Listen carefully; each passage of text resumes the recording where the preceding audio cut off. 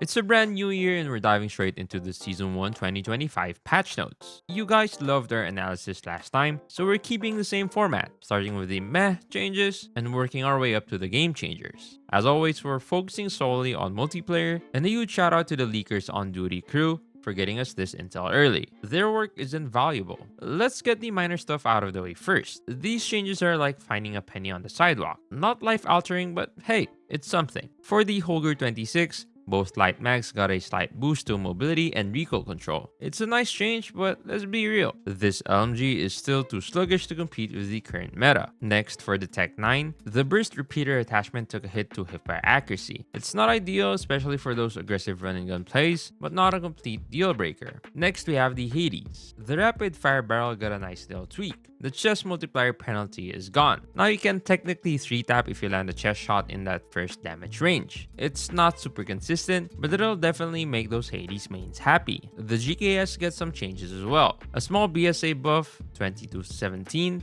and a bullet impact buff, 1.1 to 1.3. They're trying to inch it closer to the USS 9, but it's still got a long way to go. EM2 up next. The chest multiplier got a bump from 1 to 1.1. With the Task Force barrel, that's a 1.2 multiplier instead of 1.1. It sounds good on paper, but in practice, it's not gonna shake things up significantly. And lastly, the Lapa, a slight hipfire spread improvement and a bullet velocity buff on the Cavalry Lancer barrel. We don't use this barrel, so again, nothing to write home about. Alright, now we're getting to the interesting part. These changes have the potential to shift the meta, even if it's just a little. Up first, the operator skill Gravity Vortex gun.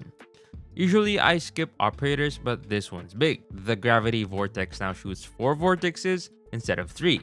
That's a huge buff, especially in competitive play.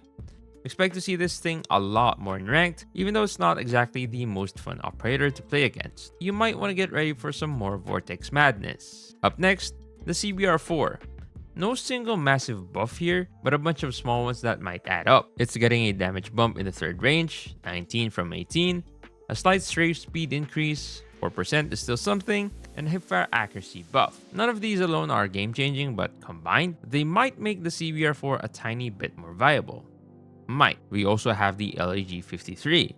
This could be a sleeper hit. The 3-tap range is getting extended to 30 meters from 24, and you only need to hit the upper body once instead of twice for a 2-tap kill up to 20 meters. This makes it significantly more consistent. I'm not an Odin expert, but this could definitely make the LAG 53 a strong contender. Keep an eye on this one. For a shotgun showdown, we have the KRM 262 versus the HSO 405. Okay, this is important. The KRM is getting its mag size nerfed from 8 to 6. Meanwhile, the HSO 405 is getting a hipfire accuracy buff and a mobility buff on the choke attachment. If you remember a few months back, the HS also got a range buff that actually made its range better than the KRM. Put it all together, and it looks like the HSO 405 is now the top dog in the shotgun world for MP. RIP KRM mains, maybe. Some interesting changes for sure, especially with the shotguns and the potential rise of the LAG 53.